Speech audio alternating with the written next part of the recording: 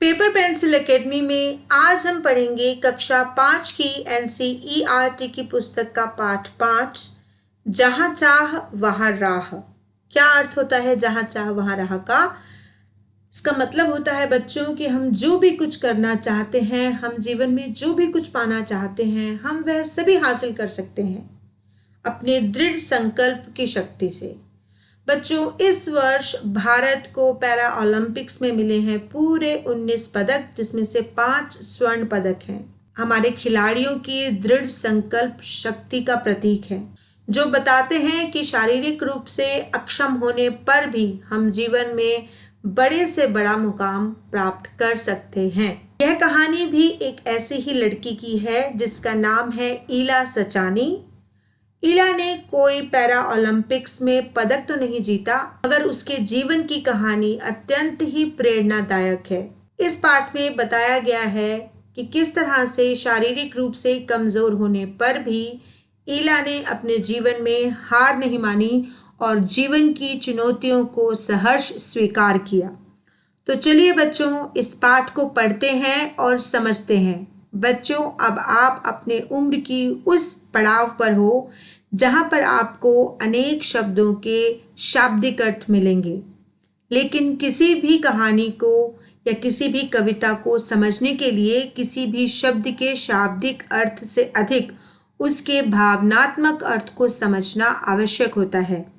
उम्र के इस पड़ाव में आपको अपने आसपास घटित होने वाली घटनाओं को बहुत ही ध्यान से देखना, समझना पड़ेगा। इसी तरह से जब आप हिंदी पढ़ते हैं तो हिंदी के प्रत्येक पाठ में छुपे हुए भावार्थ को, छुपे हुए लक्ष्य को आपको समझना पड़ेगा कि यह पाठ आपके पाठ्यक्रम में क्यों सम्मिलित किया गया है।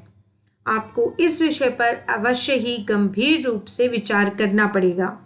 यह पाठ सम्मिलित किया गया है आपके जीवन को प्रेरणा देने के लिए कि हमें अपने जीवन में कभी भी हार नहीं माननी चाहिए, चाहे हमारे जीवन में कितनी ही विषम परिस्थितियां क्यों ना आ जाएं।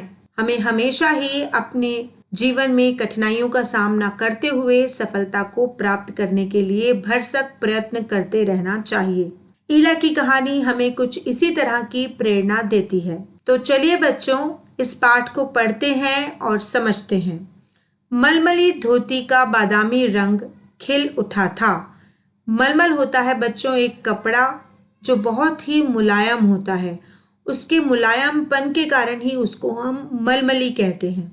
धोती अर्थात साड़ी, आम भाषा में उसको धोती कहा जाता है, का बादामी रंग, बादाम जैसा रंग खिल उठा था। मलमली धोती का बादामी रंग क्यों खिल उठा था? क्योंकि किनारों पर कसूती के टांकों से पिरोई हुई बेल थी।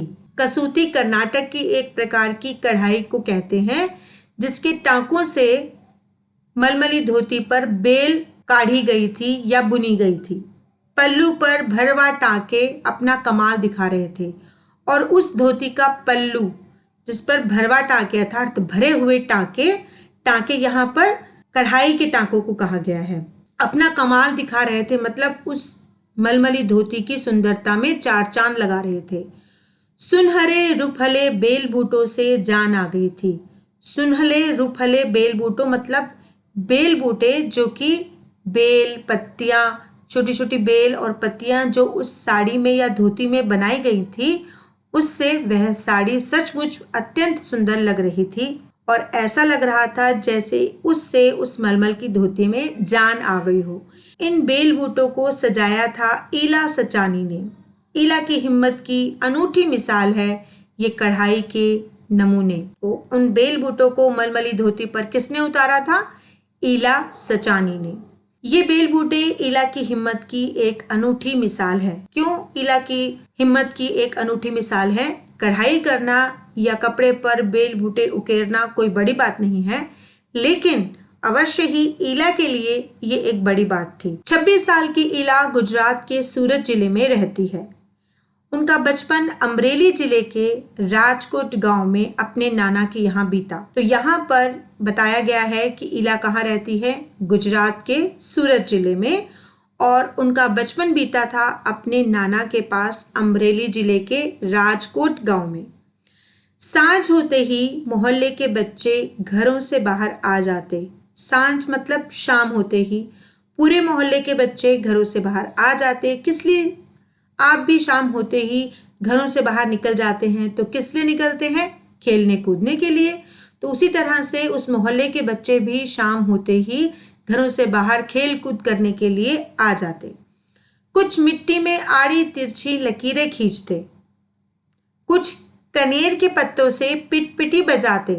कनेर के पत्तों को मोड़कर और उसको जब अपने मुंह में रखकर फूंकते हैं तो उससे पी पी की आवाज आती है, उसी को कहते हैं पिटपिटी बजाना। कुछ गिट्टे खेलते, यह भी एक प्रकार का खेल है जो कि हम पत्थरों से खेलते हैं। और कुछ इधर उधर से टूटे फूटे घरों की ठीकरे, ठीकरे मतलब टुकड़े, बटोर कर पिट्ठू खेलते। पिट्ठू को आजकल आप कहते हैं 7 स्टोन्स, जिसमें कि पत्थरों के टुकड़ों को एक के ऊपर एक रख कर हम गेंद से मारते हैं, फिर दोबारा से उनको एक दूसरे के ऊपर रखा जाता है। जब इन खेलों से मन भर जाता तो पेड़ की डालियों पर झूला डालकर ऊंची ऊंची पेंगे लेते और ऊंचे स्वर में एक साथ गाते।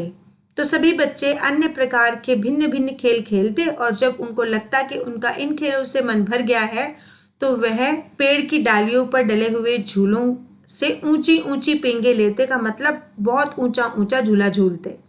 और कौन सा गाना गाते? कच्चे नीम की निम्बोरी सावन जल्दी आइयो रे। ईला गाने में तो उनका साथ देती पर उनके साथ पेंगे नहीं ले पाती। पेंगे मतलब झूला नहीं झूल पाती। हाँ, ईला उनके साथ गाना अवश्य गाती। रस्सी पकड़ने को हाथ बढ़ाती मगर हाथ तो उठते ही नहीं थे। वह चुपचाप एक किनारे बैठ जाती। झूला झूलने के लिए रस्सी को पकड़ना बहुत आवश्यक है, क्योंकि अगर आप रस्सी नहीं पकड़ोगे तो झूला झूलते हुए गिर जाओगे। तो ईला के हाथों में कमजोरी के कारण ईला रस्सी को नहीं पकड़ पाती थी और ऐसे में वह चुपचाप किनारे में जाकर बैठ जाती और मन ही मन सोचती, मैं भी ऐसा कुछ क्यों नहीं कर पाती हूँ। बच्चे भी चाहते कि ईला किसी न किसी तरह तो उनके साथ खेल सके। कभी कभार वह पकड़म पकड़ाई और विष अमृत के खेलों में शामिल हो जाती। पकड़म पकड़ाई जिसमें हम एक दूसरे को पकड़ते हैं, उसी तरह से विष अमृत का खेल भी आपने खेला होगा। तो इसी तरह से बच्चे भी चाहते थे कि ईला उनके साथ खेले।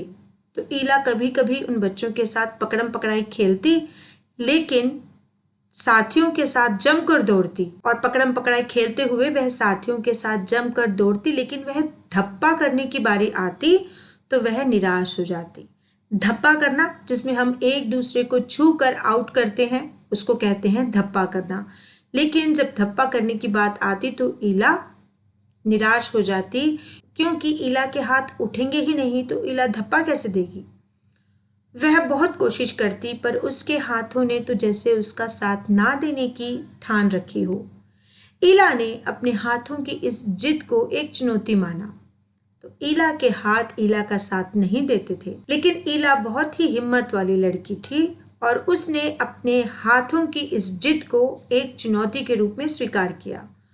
उसने वह सब अपने पैरों से करना सीखा जो हम हाथों से करते हैं। जितने भी कार्य हम अपने हाथों से करते हैं, हाथों की कमजोरी के कारण ईला वह कार्य अपने पैरों से करती थी, जैसे दाल भात खाना, दूसरों के बाल बनाना, फर्श बुहारना, कपड़े धोना, तरकारी काटना, तरकारी मतलब सब्जी काटना, यहाँ तक कि तख्ती पर लिखना भी।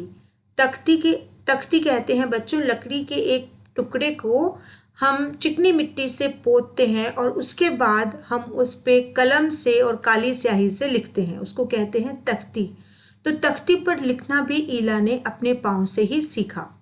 उसने एक स्कूल में दाखिला ले लिया, क्योंकि अब ईला अपने सभी कार्य अपने पाँव से करती थी। ईला ने एक स्कूल में दाखिला ले लिया। दाखिला मिलने में भी उसे परेशानी हुई। कहीं तो उसकी सुरक्षा को लेकर चिंता थी, कहीं उसके काम करने की गति को लेकर, क्योंकि ईला कुछ कार्य तो बहुत तेजी से कर लेती थी, बहुत फुर्ती से कर लेती थी, लेकिन कुछ कार्य करते समय ईला को थोड़ी परेशानी हो जाती थी। और जब ईला फुर्ती से कोई कार्य करती थी तो सभी लोग ईला को देखकर दंग रह जाते थे।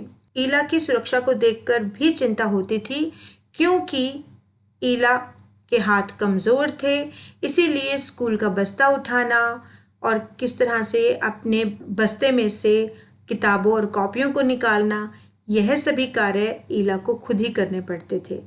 वह परेशानियों के आगे घुटने टेकने वाली नहीं थी, लेकिन हमारी ईला बड़ी हिम्मत वाली लड़की थी और उसने जैसे ठान रखी थी कि वह परेशानियों के आगे कभी भी घुटने नहीं टेकेगी, कभी भी हार नहीं मानेगी। उसने 10वीं कक्षा तक पढ़ाई की। ईला ने 10वीं कक्षा तक पढ़ाई की। वह 10वीं की परीक्षा पास नहीं कर पाई। ईला को यह मालूम न था कि परीक्षा के लिए उसे अतिरिक्त समय मिल सकता है, क्योंकि ईला अनजान थी कि शारीरिक रूप से अक्षम होने पर उसे अतिरिक्त समय मिल सकता है और उसे एक ऐसे किसी व्यक्ति की सुविधा भी मिल सकती है जो परीक्षा में उसके लिए लिखने का काम कर सके। यह जानकारी ईला को समय रहते मिल जाती तो कितना अच्छा रहता। उसे इस बात का दुख है, पर यहाँ आकर सब कुछ खत्म तो नहीं हो जाता ना। लेकिन ईला 10वीं नहीं कर पाई, इस बात को लेकर क्या सब कुछ खत्म हो जाता है? नहीं। ईला बहुत हिम्मत वाली लड़की थी। उसने फिर भी हार नहीं मानी। उसकी माँ और दादी काशीदाकारी करती थी। काशीदाकारी एक प्रकार की कढ़ाई को कहते हैं, जिसमें कपड़ों के ऊपर छोटे छोटे बेल बूटों को काढ़ा जाता है। वह उन्हें सुई में रेशम पिरोने से लेकर बूटियां उकेरते हुए देखती, तो ईला अपनी दादी और अपनी माँ को कढ़ाई का यह कार्य करते हुए देखती थी। ना जाने कब उसने काशीदाकारी करने की ठान ली और मन ही मन ईला ने ठान लिया काशीदाकारी करने के लिए।